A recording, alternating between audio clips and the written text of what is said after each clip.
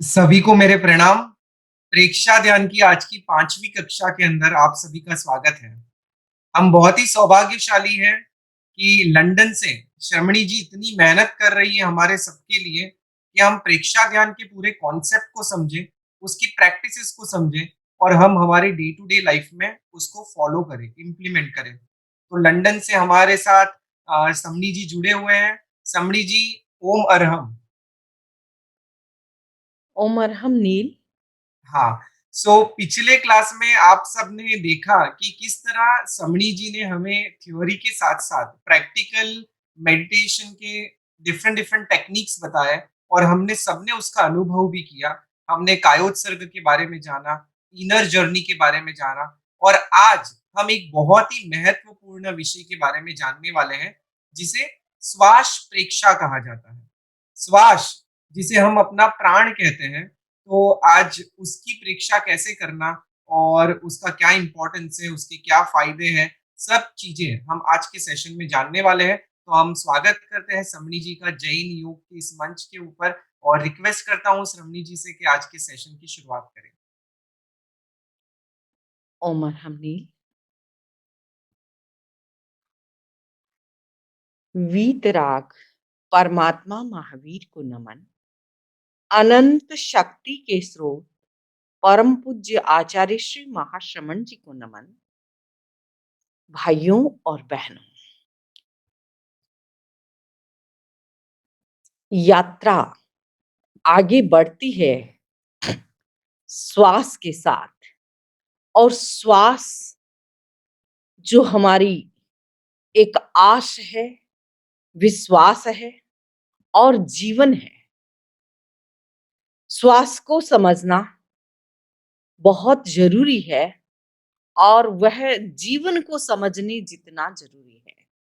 बहुत बार कहते हैं, जब तक श्वास है तब तक आस है।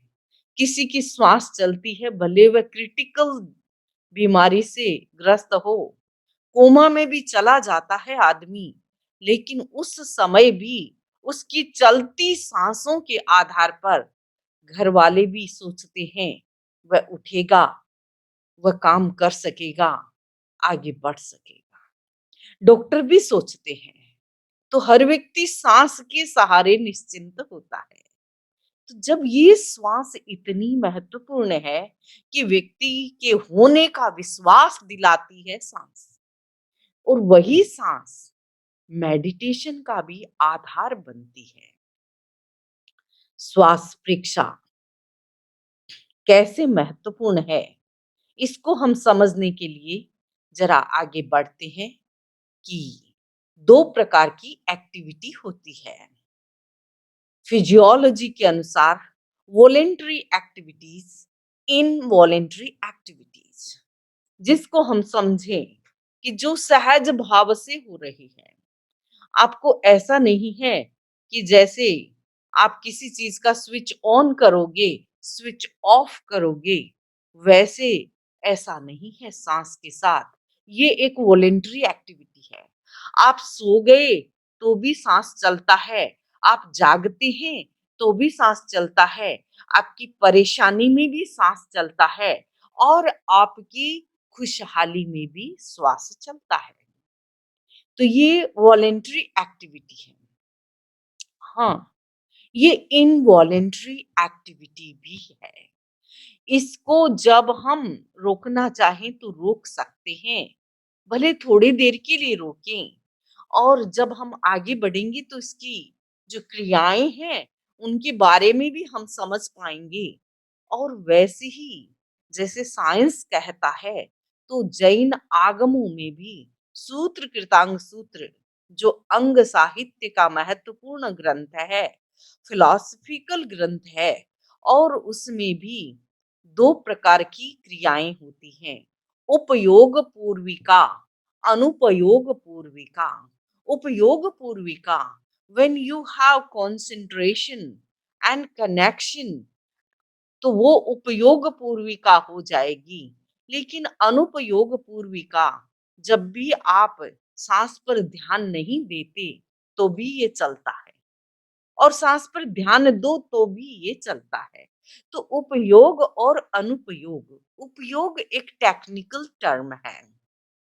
ज्ञान दर्शनात्मिका शक्ति उपयोग है। ज्ञान और दर्शन का जो सम्मिलित रूप है उसको उपयोग कहते हैं।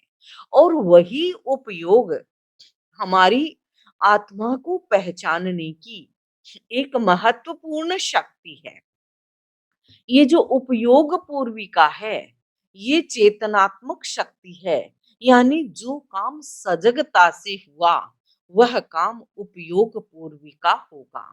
अनुपयोग पूर्विका यानी उसमें आपका कंसंट्रेशन नहीं, आपका माइंड नहीं, आप उसके प्रति सजग नहीं है, वह अनुपयोग पूर्विका क्रिया हो जाएगी।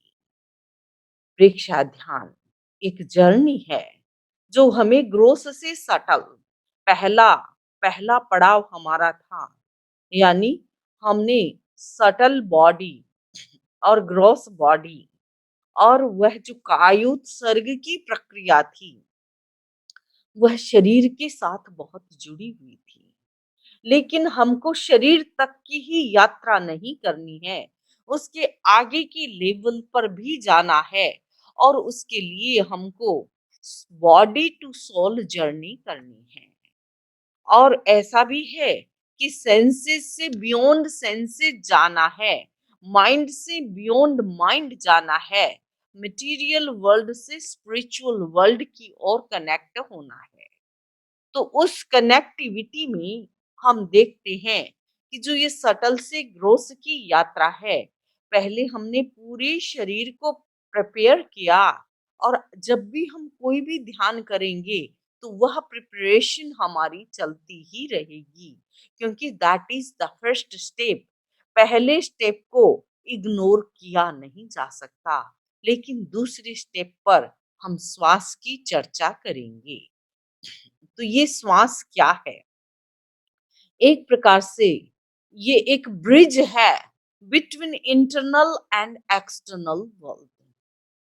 जब भी हम इंटरनल वर्ल्ड यानी हमारा भीतर, जो हमारे भीतर का भी एक यूनिवर्स है, बाहर का यूनिवर्स और भीतर का यूनिवर्स, इसको हम मैक्रो माइक्रो लेवल तक कनेक्ट कर सकते हैं। तो ये एक इंटरनल और एक्सटर्नल वर्ल्ड के बीच का ब्रिज है हमारा श्वास, क्योंकि हम बाहर से लेते हैं और भीतर तक पहुंचाते हैं। और एक प्रकार से यदि हम एक टूरिस्ट के रूप में देखें, तो विच इज एक प्रकार का ट्यूर है एक्सटर्नल स्पेस से इंटरनल स्पेस तक का। और इसको हम लाइट से देखें तो ये हमारा जो श्वास है वो आउटसाइड एनलाइटनमेंट भी है, लेकिन इनसाइड इनलाइटनमेंट भी है। और इसको हम ऐसे देखें कि ये ब्रेथ आती है और जाती है। ऐसा नहीं है कि पूरा पड़ाव डाल लिया, एक बार ले लिया तो काम हो गया है, ऐसा नहीं है। ये कांस्टेंट प्रोसेस है। और कांस्टेंट प्रोसेस में इसमें हम देखते हैं कि माइंड भी चाहिए, ऑब्जेक्ट भी चाहिए, लेकिन काइंड ऑफ ये ऐसा नहीं है कि परसेप्शन जिसमें हम केवल ऑब्जेक्ट को देखें। यहाँ एक सब्जेक्ट है, एक ऑब्जेक्ट है। तो माइंड को हम कंसंट्रेशन का ऑब्जेक्ट नहीं बना सकते, लेकिन ब्रेथ को हम बना सकते हैं। अब जो ये रेस्पिरेशन है वो ऑटोनॉमिक भी है और वॉलेंटरी एक्शन के रूप में भी।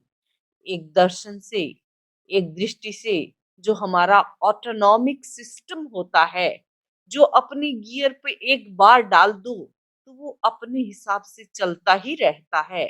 लेकिन जब हम वॉलेंटरी कुछ उसमें करते हैं तो वो एक डिफरेंट रूप से काम करता है।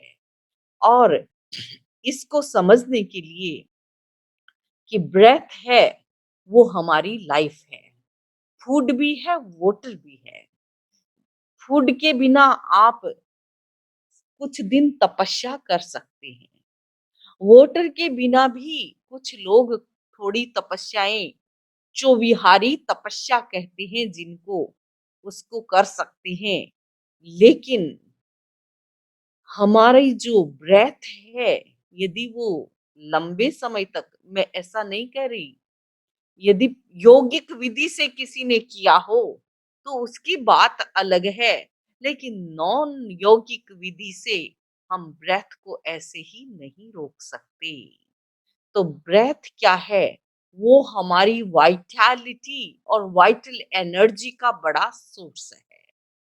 ब्रेथ है वो intimately connected with our mind and emotion. Breath is a vehicle that takes us towards the spiritual world. तो मैं बता रही थी कि ये हमारे माइंड और इमोशन से, आवेग और संवेग से बहुत अच्छी तरह जुड़ा हुआ है। अब देखिए, कोई व्यक्ति यदि सेक्सुअल एक्साइटमेंट की ओर है, तो उस समय उसकी ब्रेथ की रेट बहुत बढ़ जाती है। और बहुत सारे जो नॉर्मल एक्साइटमेंट को आप छोड़ दो, बलात्कार की घटनाएं जो होती है, उसमें व्यक्ति की जो एक चेतना है, जो अच्छा और बुरा सोचने की चेतना है, वह भी गायब हो जाती है। उसका एक्साइटमेंट लेवल बहुत बढ़ जाता है। जो व्यक्ति emotional impulses such as anger और फियर, क्रोध की अवस्था, भय की अवस्था में भी सांस की गति 40 से 60 तक की बढ़ जाती है और बहुत फास्ट लेने लग जाता है। बहुत सारे लोग स्लीप की दृष्टि से भी, यानी नींद में भी उनके श्वास की गति बढ़ जाती है, 25 से 30 चली जाती है। स्पीचेज में भी जब भाषण, अभिभाषण करने होते हैं, उसमें भी सांस की गति बहुत बढ़ जाती है। अब देखिए, एक लेबर है जो दिन भर काम करता है, ईंटें उठाता है, सर पे चकता है, ऊपर चढ़ता है, ऊपर डाल के आता है, फिर वापस सीढ़ियां उतरता है। तो आप देखिए, उसकी श्वास की गति इतनी नहीं बढ़ेगी जितनी एक प्रोफेसर की बढ़ सकती है, क्योंकि उसके स्पीच में, जो स्पीच का एक्शन है, उसमें उसके श्वास की गति ज्यादा बढ़ती है, 20 से 25 के लेवल पर चली जाती है। वॉकिंग में 18 और 20 की गति होती है, रेस्टिंग टाइम में 15 टू 17 होती है, और नॉर्मल डीप ब्रीदिंग में 8 टू 10 हो जाती है। डीप ब्रीदिंग आफ्टर प्रैक्टिस, यदि आपने दीर्घ श्वास प्रेक्षा का गहरा अभ्यास कर लिया है, तो 4 से 6 तक आ जाती है। और लॉन्ग टाइम रेगुलर ब्रेथ में 1 से 3 तक किया जा सकता है, और इससे भी कम किया जा सकता है। हमारे एक मुनिश्री है, ध्यानी मुनि, मुनिश्री धर्मेश कुमार जी स्वामी, प्रेक्षा ध्यान के बहुत अच्छे सेलिब्रेटेड राइटर हैं। लेकिन राइटर ही नहीं, गहरे अभ्यासी हैं। उनको जाति स्मृति ज्ञान भी हुआ है, और उनको, उन्होंने ध्यान की विशेष अभ्यास के लिए परम पूज्य गुरुदेव से विशेष परमिशन भी ली, और प्रतिदिन 12-12, 14-14, 16-16 घंटे ध्यान की अवस्था। तो जब मैं उनका इंटरव्यू ले रही थी प्रेक्षा ध्यान के लिए, तो उन्होंने बताया कि अब श्वास की सूक्ष्म अवस्था तक पहुंच गया हूँ, एंड लंबे समय तक उनका कुंभक चल सकता है। तो आप देखिए, ये स्थिति नॉर्मल वे में नहीं आती है, एक दिन में भी नहीं आती है। बहुत लंबी समय, लंबा अभ्यास, और मुझे लगता है दीक्षा से पूर्व मुनिश्री का ये अभ्यास, और अब तो मुझे लगता है लगभग 40 वर्ष का ये अभ्यास उनका, साधना का गहरा अभ्यास। तो मुनिश्री जब बता रही थी, अभी तो काफ़ी वर्ष हो गए हैं मुझे, तो उस समय जब मैंने इंटरव्यू उनका लिया था मेरे थीसिस के लिए, उस समय मुनिश्री ने बताया था कि लंबे समय तक कुंभक की अवस्था में चला जाता हूँ। तो ये 1-2 मिनट की बात नहीं, वो घंटों तक पहुँच जाते हैं। तो जो ये लॉन्ग ब्रेथ है, वो लॉन्ग लाइफ के लिए भी है। हमें बहुत बहुत ऊँची उड़ान तो नहीं लेनी, लेकिन मैं आपको वो सब बताना चाहूँगी कि small breath small life, long breath long life, longevity सबको प्रिय है, क्योंकि मनुष्य भव, यदि 4 गति में कोई ऐसा भव है, जहाँ व्यक्ति रैशनली और जहाँ व्यक्ति स्पिरिचुअली स्पिरिचुअली कम रैशनली थिंकिंग कर सकता है कि मैं यहाँ जो कर सकता हूँ, आपको पता होगा किसी भी पशु पक्षी ने कोई बड़ा आविष्कार नहीं किया है। किसी भी पशु पक्षी ने कोई बहुत सारी कुछ लिखा हो, ऐसा भी नहीं है। कोई उनकी डिक्शनरी को देखे तो बहुत मिनिमल डिक्शनरी होगी, कुछ ही आवाजें होंगी। लेकिन उनके श्वास का जब हम अध्ययन करते हैं, तो आप देखिए एक रैबिट जो उसका पर मिनट ब्रेथ है 38, और रैबिट की लाइफ स्पैन कितनी है? उसकी लाइफ स्पैन 8 इयर्स, 8 वर्ष का हो गया तो कहेंगे अच्छी उम्र लेके गया। लेकिन किसी ह्यूमन के बारे में हम सोचें कि भी 8 ही वर्ष का हुआ तो कहेंगे भी चाइल्ड डेथ हो गई। मंकी 31 से 32 उसका ब्रेथ रेट रहेगा, और वो 13-15 वर्षों तक मंकी की लाइफ। तो ये भी टीनेजर तक पहुंचा, ये भी कोई लाइफ नहीं है। डॉग डॉग की जो कुत्ते का श्वास है, 28 से 30 उसकी रेट नापी जाती है, और वो 20-21 वर्ष तक उसकी लॉन्जेविटी है। वो इतना जी ले तो मालिक खुश हो जाता है कि भी अच्छी जिंदगी जी के गया है।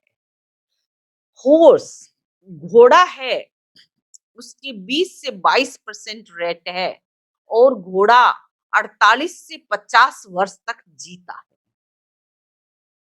ह्यूमन बीइंग ह्यूमन बीइंग की 15 से 17 यदि नॉर्मल रेट, ये मैं कॉमन रेट बता रही हूँ, तो उसकी लाइफ स्पैन हम देखें कि कोई व्यक्ति 70 पार कर जाता है, 70 से 100 के बीच जाता है, तो लोग सोचते हैं कि चलो, अभी आज लोग 70 को बहुत बड़ी उम्र नहीं मानते, क्योंकि लॉन्जेविटी बहुत बड़ी है।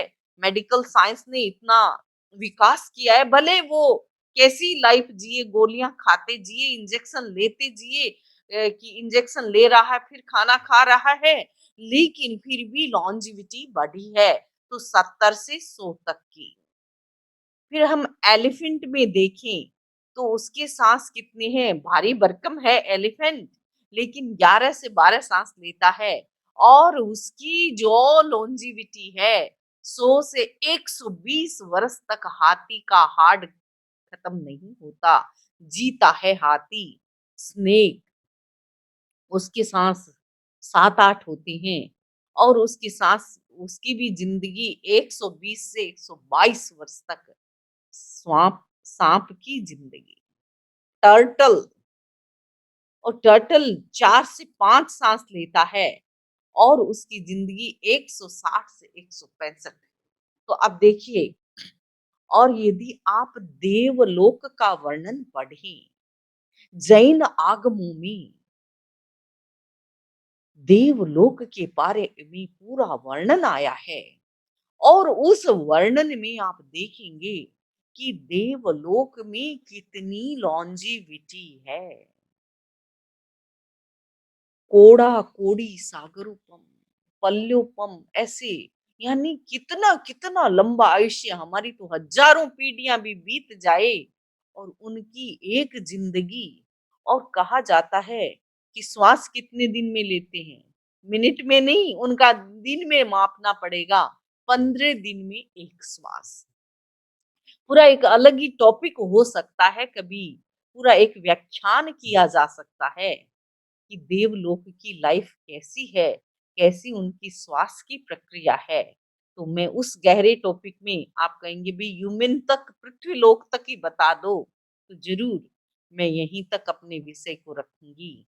तो आप देखिए कि जो श्वास है वो लाइफ है, और श्वास लाइफ है, और उसको भी हम थोड़ा-सा समझ लें कि ये जो श्वास है, कहाँ तक जाती है, कहाँ तक इसकी यात्रा है।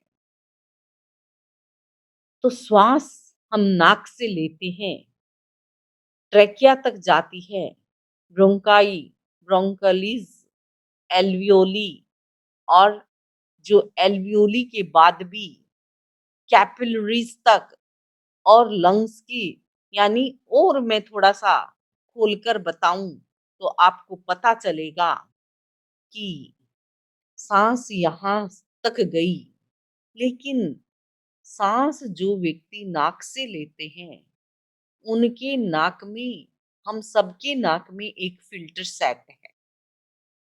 उस फ़िल्टर का काम क्या है कि वो श्वास को देख, यानी श्वास के साथ भी, जो व्यक्ति जैसे एरिया में रहता है, पॉल्यूशन का भी इनटेक साथ जाता है। धूल के कण भी जाते हैं, और दूसरे मोनोऑक्साइड्स, दूसरे पार्टिकल्स भी जाते हैं। तो अब देखते हैं कि उन सब को रोकने के लिए नाक में बाल लगे, और नाक में एक ऐसा सिस्टम फिट है कि बाहर की ठंडी या बहुत गर्म हवा होगी, उसको भी वो वातानुकूलित करके भीतर भेजता है। बहुत सारे लोग नाक से, कहते हैं नाक बहुत जाम रहता है, और वो सांस कहाँ से लेते हैं? मुंह से श्वास लेते हैं। मुंह से श्वास लेते हैं, तो सोचते कोई बात नहीं, नाक से लो या मुंह से, लेकिन हमारे मुंह में वो सिस्टम नहीं है, और उसको हम देखें तो ये बहुत महत्वपूर्ण होगा कि हम नाक को समझें, नाक की इम्पोर्टेंट को समझें। नाक हमारे जीवन की वास्तव में नाक है। और जब हम श्वास लेते हैं, तो वो श्वास कहाँ तक जाता है? ये जो आपको गुच्छे जैसे दिखाई दे रहे हैं, ट्रेकिया, नाक से गए कि नीचे ट्रेकिया आ गई। फिर ये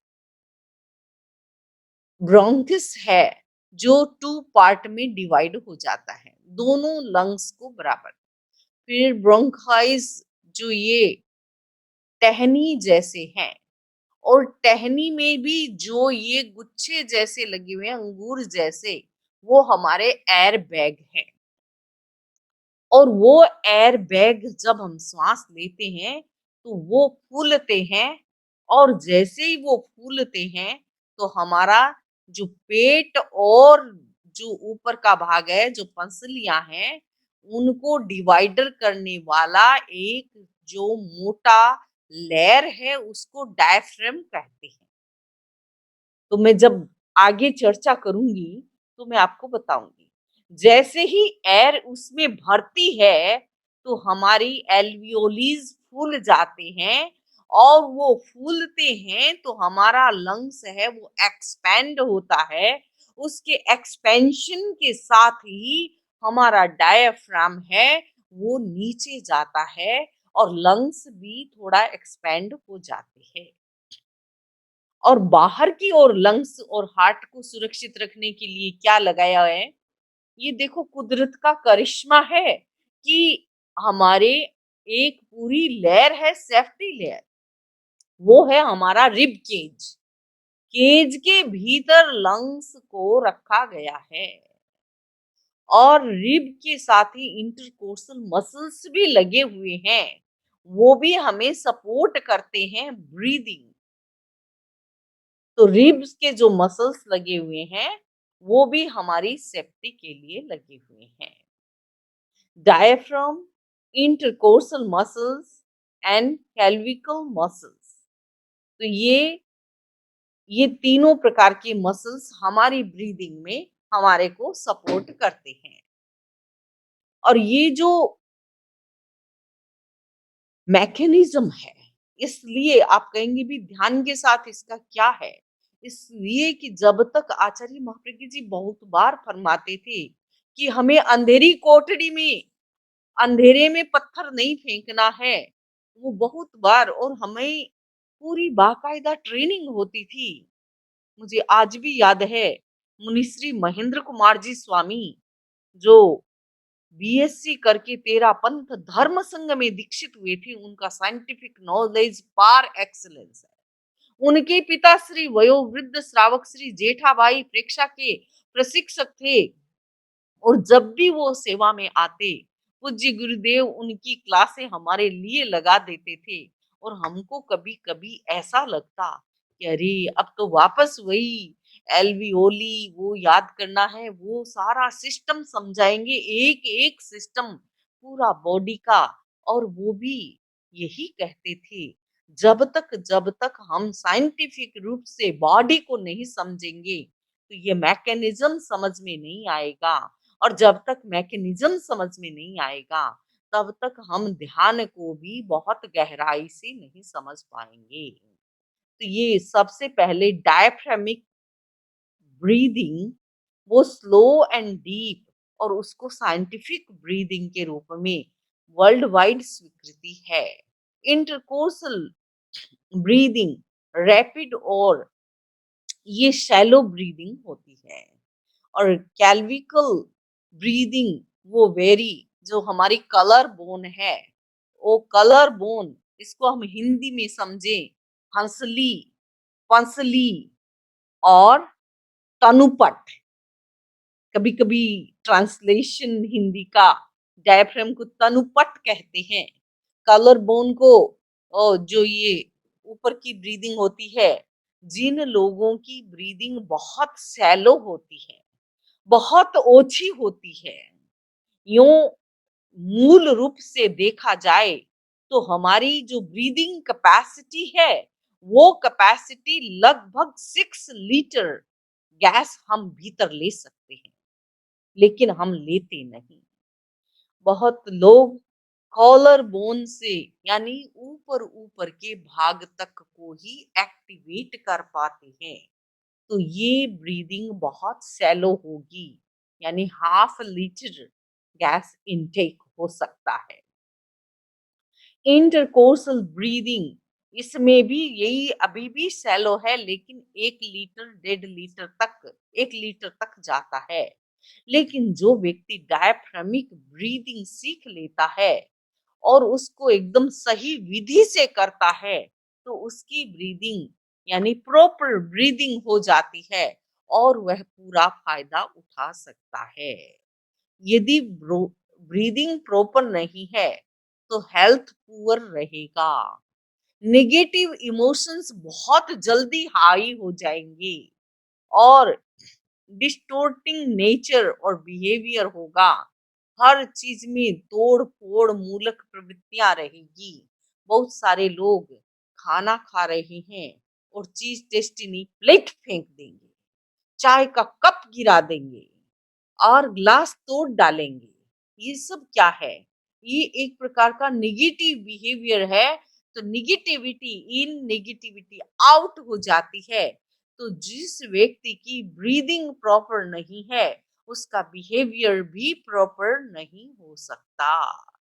तो प्रोसेस है regulation of breathing, slow, deep and rhythmic. ये ब्रीदिंग है जिसे हम प्रेक्षा ध्यान की भाषा में दीर्घ श्वास प्रेक्षा कहते हैं। Expansion of abdominal muscle during inhalation and contraction of abdominal muscle during exhalation, यानी श्वास छोड़ते समय यानी आपको अपने एब्डोमिनल मसल को भी काम लेना है। प्रश्न हो सकता है कि भला इसका क्या रोल है? ये क्यों ली गई? इससे क्या फ़ायदा हो सकता है? क्योंकि एब्डोमिनल मसल्स को भी यदि हम ब्रीदिंग में इन्वॉल्व करते हैं, डायफ्राम भी एक मसल है, वो भी लगी हुई है, इंटरकोर्सल मसल्स भी लगे हुए हैं, तो फिर एब्डोमेन को क्यों लिया जाए? तो ये पूर्ण ब्रीदिंग के लिए बहुत ज़रूरी है। Long rhythmic inhalation and exhalation में इनका एक्सपेंशन एंड कंट्रैक्शन जो हो रहा है, वो बहुत ही इम्पोर्टेंट है। और एक प्रकार से भीतरी अवयवों की मसाज हो जाती है। तो जो व्यक्ति लॉन्ग ब्रीदिंग को समझ लेता है, दीर्घ श्वास प्रेक्षा को समझ लेता है, तो उस व्यक्ति की लंग्स की कैपेसिटी इंक्रीजेस हो जाती है और उसकी फिजिकल डिजीज भी कम हो जाते हैं और उसकी वाइटल एनर्जी भी बढ़ जाती है और उसकी अलर्टनेस भी, बहुत सारे लोग हैं वो उनिंदे उनिंदे रहते हैं, लेजी रहते हैं, कॉच पोटैटो होकर रहते हैं। उनको ऐसा लगता है खाट ले तू पाट ले, पाट ले तू खाट ले। कभी बेड पे, कभी सोफा पे। पाटला आजकल इतना नहीं रहा है, खाट भी नहीं रही है। तो आप ऐसा समझ लो कि बेड से सोफा और सोफा से बेड, ऐसी लाइफ भी जीने वाले हैं। लेकिन जो व्यक्ति दीर्घ श्वास प्रेक्षा करता है, उसकी अलर्टनेस बढ़ जाती है, कंसंट्रेशन पावर भी बढ़ जाता है, ऑपरेशनल एफिशिएंसीज भी बढ़ जाती है उसकी। और तो और मेंटल हैप्पीनेस भी बढ़ती है और वह व्यक्ति जो दीर्घ श्वास प्रेक्षा करता है, वह नेगेटिव इमोशंस और पैशंस पर कंट्रोल कर सकता है। तो बहुत जरूरी है कि हम इस ब्रीदिंग प्रोसेस को समझे। तो आज के इस प्रेक्षा ध्यान के वक्तव्य में मैं ब्रीदिंग प्रोसेस में दो प्रकार की क्रियाओं की आपको ट्रेनिंग दूंगी। एक होगी दीर्घ श्वास प्रेक्षा, दूसरा है समवृत्ति श्वास प्रेक्षा। परंतु आचार्य महाप्रज्ञ जी ने तो तीसरे प्रकार की भी चर्चा की।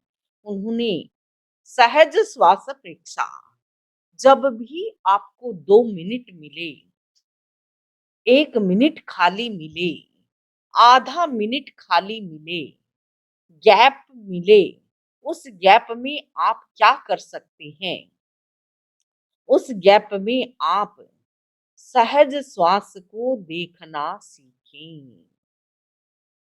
आप कहेंगी कि समनी जी, श्वास तो आंखों से दिखाई नहीं देता, डेफिनेटली नहीं दिखाई देता, लेकिन श्वास को देखने के लिए हमको क्या करना है? हमको अनुभूति के स्तर पे देखना है कि नाक से श्वास जा रहा है, कहाँ पर टच कर रहा है, किस ओर टच कर रहा है, नीचे, ऊपर, दाएं, बाएं, तो वह भी देखना जरूरी है। दूसरी बात है कि श्वास को देखते देखते हम और भी ध्यान दें और उसमें कि श्वास गर्म आ रहा है कि ठंडा आ रहा है, श्वास गर्म जा रहा है कि ठंडा जा रहा है, आ रहा है, जा रहा है, आते को भी देखना है, जाते को भी देखना है। तो ये एक प्रकार की सहज आंखें बंद की और आंखें खुली रखी, ऑफिस का काम कर रहे हैं और खुली आंख है, क्योंकि कोई भी व्यक्ति ऑफिस, ओपन ऑफिसेज होते हैं, वहां पर वो ध्यान करने भी वैसे नहीं बैठ सकता, लेकिन खुली आंख से भी आप अपने श्वास को देख सकते हैं। एक प्रक्रिया, ये सहज श्वास परीक्षा है। दूसरी प्रक्रिया है कि आप दीर्घ श्वास परीक्षा करें। दीर्घ श्वास जैसा कि मैंने चर्चा की थी, साइंटिफिक ब्रीदिंग के रूप में आ जाएगा। इसमें आपको अपने डायफ्राम को यूज़ करना है। इसमें आपको अपने एब्डोमिनल मसल्स को यूज़ करना है।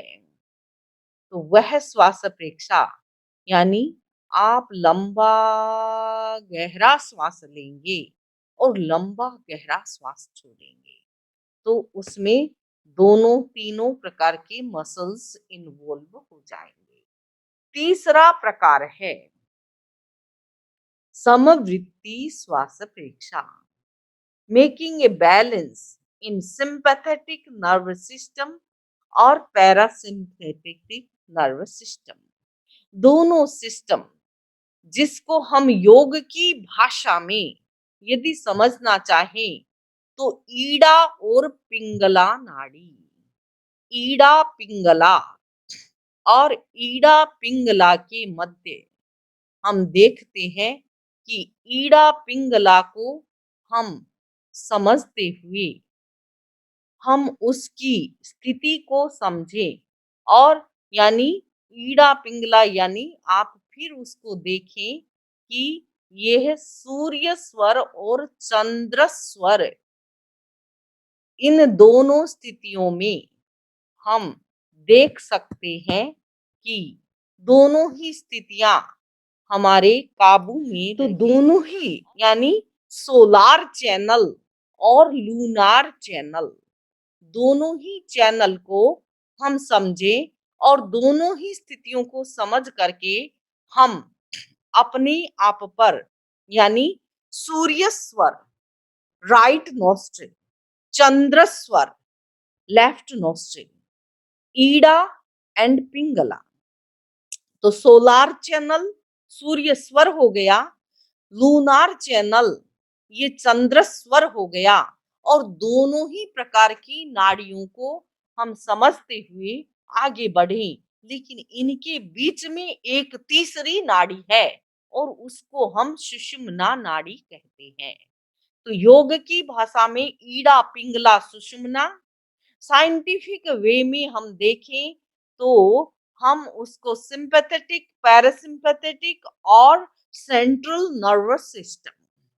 आचार्य महाप्रज्ञ जी ने इन तीनों की चर्चा की और उन्होंने यह भी कहा कि साइंटिफिक रूप से यदि हम ब्रीदिंग को समझ करके काम करते हैं तो वो हमारे लिए बहुत उपयोगी हो जाती है। तो भीतर का जो मैकेनिज्म है यानी हमारी एब्डोमिनल मसल्स भी इन्वॉल्व होंगी, डायफ्रामिक मसल्स भी इन्वॉल्व होंगी, इंटरकोर्सल्स मसल्स भी इन्वॉल्व होंगी और इसके साथ जो लंग्स की पूरी प्रक्रिया बताई उसको भी हमें अच्छी तरह से समझ लेना है। और जब ये तीनों ही चीजें इन्वॉल्व होती हैं और जब हम संपूर्ण श्वास लेते हैं तो एक एक श्वास प्रक्रिया जो यदि राइट नोस्ट्रिल, क्योंकि नोस्ट्रिल का भी अपना अपना टाइम होता है, ये भी बदलते रहते हैं। यदि एक दिन कोई भी व्यक्ति बहुत बार जब हमने मौन पूर्वक ध्यान किया पूरे दिन का लगभग पूरा दिन ध्यान में बिताया तब पता चला कि अपने आप ये तो बदल रहा है। कभी सूर्य स्वर चलता है, सूर्य स्वर और फिर चंद्र स्वर में चले जाते हैं और कभी-कभी दोनों ही स्वर चलते हैं। तो दोनों ही स्वर चलते हैं, इसका मतलब है कि सेंट्रल नर्व सिस्टम एक्टिव हो गया है। तो वह हमारे ध्यान के लिए बहुत महत्वपूर्ण है और सुबह-सुबह लगभग अर्ली मॉर्निंग में ये जो दोनों चैनल यानी सुषुम्ना स्वर और सेंट्रल नर्वस सिस्टम काफी एक्टिव होता है और इसीलिए सुबह का समय ध्यान के लिए बहुत महत्वपूर्ण माना गया है। तो आज की इस परसेप्शन ऑफ ब्रीदिंग में मैं आपको तीनों ही टेक्निक कराना चाहूंगी। तो अब मैं प्रैक्टिकल ले लेती हूँ ताकि प्रैक्टिकल में आपको ये अनुभूति रहे। तो प्रोसेस वही रहेगी। सबसे पहले हमारे विचारों की ट्रेन रुक जाए इसलिए हम अर्हम की ध्वनि का प्रयोग करेंगे और उसके बाद अ, अर्हम करें या ओम करें। ओम की ध्वनि मैंने बताई करवाई हुई है, तो हम चलो ओम की ध्वनि करेंगे। ओम की ध्वनि कर के उसके बाद कायोत्सर्ग की शॉर्ट में प्रक्रिया करेंगे ताकि body became an instrument to get ready and relax. फिर उसके बाद हम सहज श्वास का अभ्यास करेंगे, फिर दीर्घ श्वास का अभ्यास करेंगे और फिर समवृत्ति श्वास प्रेक्षा का अभ्यास करेंगे।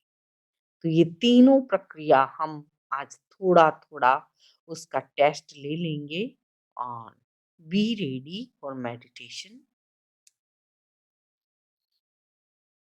Close your eyes gently. आंखें कोमलता से बंद। हाथों की मुद्रा ज्ञान मुद्रा अथवा वीतराग मुद्रा।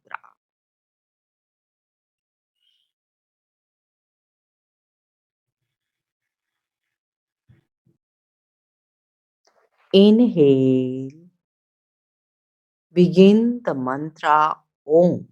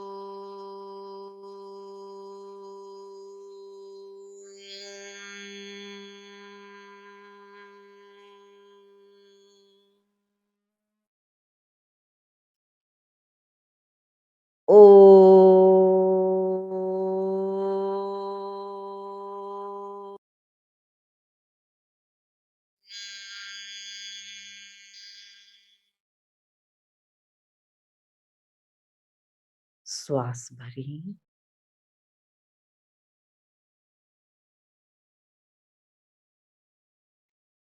संपेखै अपग मापैणम्। See yourself through yourself. For self-realization, practice Preksha meditation. I am practicing Preksha meditation for the purification of my psyche. The first step of Preksha meditation is Kayotsarg.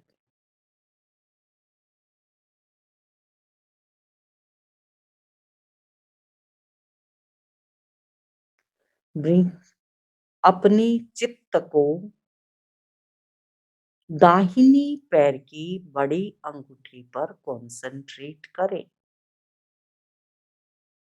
Relax, relax, शिथिल।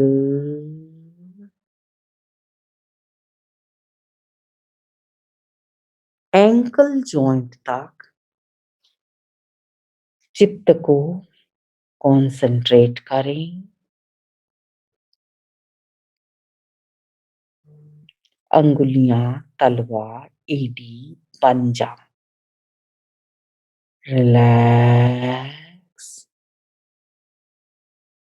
calf muscles, knee joint. Relax, thigh muscles, hip joint. Relax, अनुभव करें शरीर का अधोभाग शिथिल हो गया है। Up to hip joint. Relax, relax. अब चित्त को फ्रंट पोर्शन पे केंद्रित करें। पूरा सामने का भाग, पीछे का भाग, पीठ का भाग, दोनों हाथ, दोनों कंधे रिलैक्स, शिथिल, शिथिल हो गया है। अनुभव के स्तर पर लाएं।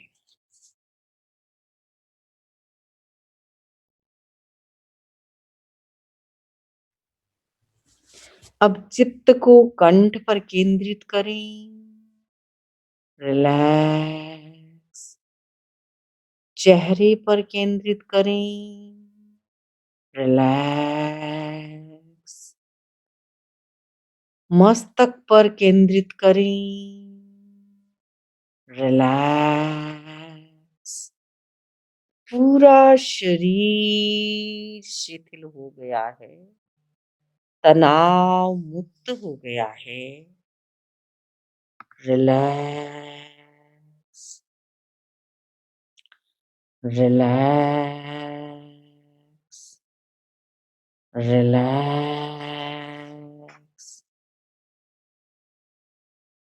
गहरी शिथिलता, स्थिरता बनी रहे।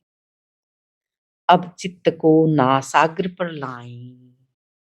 आते जाते श्वास को देखें, सहज श्वास। कोई वॉचमैन बैठता है तो घर में कोई भी जा नहीं सकता। घर से निकलता है तो भी देखता है, आते को देखता है, जाते को देखता है। आप देखते रहिए आते जाते श्वास को।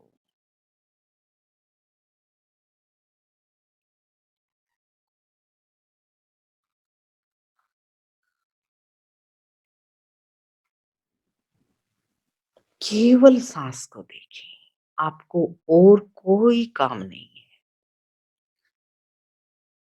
न लंबा करना है न छोटा करना है, बस सांस को देखें कि आ रहा है, जा रहा है। वॉचमैन भीतर कोई दखलंदाजी नहीं देता, बस बाहर से आते हुए को देखता है, जाते हुए को देखता है। डाउटफुल होता है तो रोक देता है।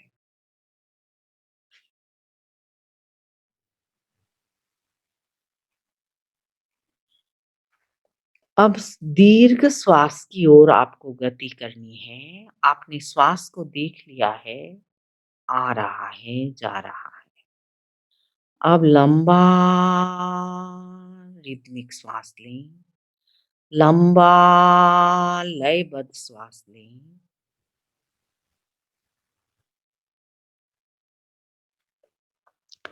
लंबा गहरा श्वास लें, लंबा गहरा श्वास छोड़ें।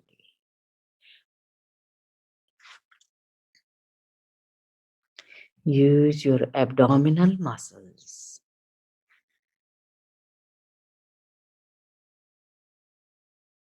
Diaphragm muscle.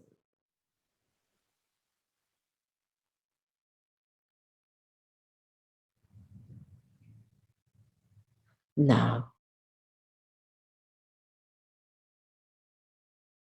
अनुभव करें पूरे लंग्स भर रहे हैं।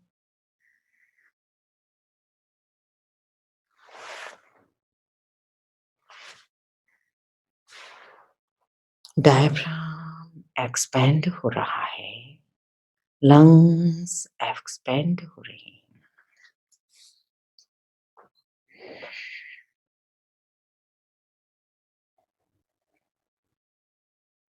एब्डोमिनल मसल तक उसका प्रभाव जा रहा है।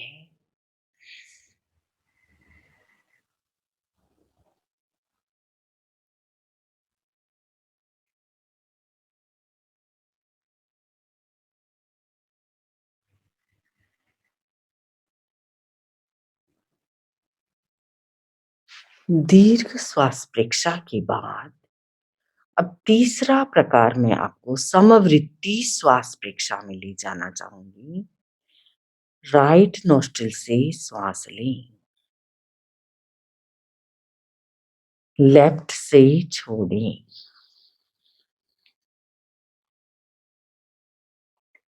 लेफ्ट से लें, हाथ का सहारा ले सकते हैं।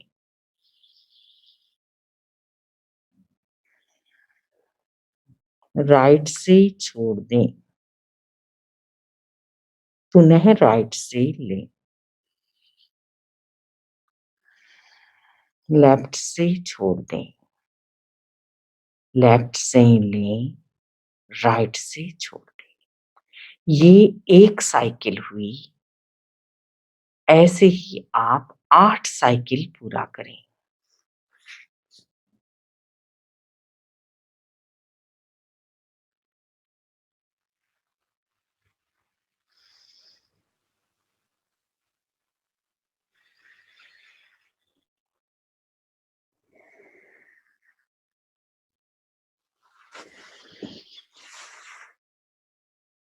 पूरी जागरूकता, श्वास भीतर, श्वास बाहर।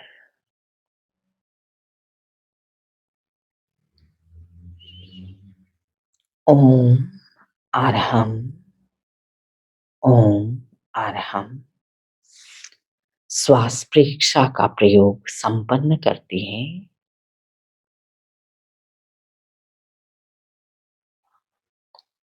अपना सच में सिजा में तिम भुए सुकापय। Search truth yourself and be friend to all living beings. Search truth yourself and be friend to all living beings. Om Arham, Om Arham. Hold your hands in prayer pose. Vande Sat Vande Satchang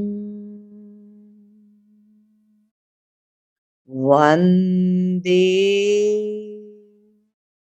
Satchang। सत्य को नमस्कार। ओम अरहम। Meditation session over. Thank you so much Shammi ji. बहुत ही अच्छा session आज का रहा। हमने श्वास के बारे में इतना डिटेल में जाना और उसके बाद ऐसा लगा कि एवरीडे हमें श्वास परीक्षा तो करना ही चाहिए।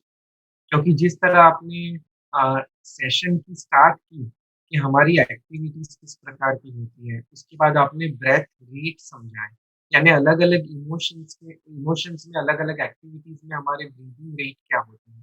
फिर आपने रेट के हिसाब से लाइफ स्पैन भी समझाया। और उसके बाद अगर हम लोग 3 प्रकार की जो अलग अलग प्रकार की आपने ब्रीदिंग बताई, उसमें अगर शैलो ब्रीदिंग करते हैं तो उसके क्या डिसएडवांटेजेस हैं। इसलिए ब्रीदिंग को बराबर से लेना बहुत ही इम्पोर्टेंट है हमारे हेल्थ के लिए। और आपने आज प्रेक्षा ध्यान की एक बहुत अच्छी डेफिनेशन बताई कि प्रेक्षा ध्यान यानी क्या। तो ग्रॉस से सटल जाने की क्रिया। फिर बताया प्रेक्षा ध्यान यानी क्या, तो शरीर से आत्मा की ओर जाने की क्रिया। प्रेक्षा ध्यान यानी क्या, तो इंद्रिय से इंद्रियातीत होने की प्रक्रिया। और प्रेक्षा ध्यान यानी क्या, तो भौतिकता से आध्यात्मिकता की ओर जाने की प्रक्रिया। तो इसी डेफिनेशन को आप पकड़ के हमें बहुत सारे ऐसे प्रयोग करा रहे हैं। Thank you so much once again Shami ji आज के इस वंडरफुल सेशन के लिए। और सभी श्रोता की ओर से मैं आपको बहुत-बहुत धन्यवाद देता हूँ। तो इसी के साथ हम आज के सेशन को विराम देंगे। जगत के सभी जीवों का कल्याण हो, मंगल हो। जगत के सभी जीव हमारे मित्र हैं, कोई भी हमारा ओम अरहम। ओम अरहम। मंगल पाठ। जुड़े हुए हाथ, आंखें कोमलता से बंद, संकल्प करें पूरा दिन पूरी रात्रि मंगलमय, शांतिमय, आनंदमय रहे। नमो अर्हन्ताणं, नमो सिद्धाणं, नमो आयर्याणं, नमो उवज्झायाणं, नमो लोये सब्बसाहूनम्। एषो पञ्चनमोक्कारो सब्बपावपणासनो मङ्गलाणं च सब्बेसिं पडमं हवै मङ्गलम्। चत्तारि मङ्गलम्, अर्हन्तामङ्गलं, सिद्धामङ्गलं, साहुमङ्गलं, केवलिपन्नतो धम्मो मङ्गलम्। चत्तारि लोगुत्तमा, अर्हन्ता लोगुत्तमा, सिद्धा लोगुत्तमा, साहु लोगुत्तमा, केवलिपन्नतो धम्मो लोगुत्तमो। चत्तारि शरणं पवज्जामि, अर्हन्ते शरणं पवज्जामि, सिद्धे शरणं पवज्जामि, साहु शरणं पवज्जामि, केवलिपन्नतं धम्मं शरणं पवज्जामि। ओम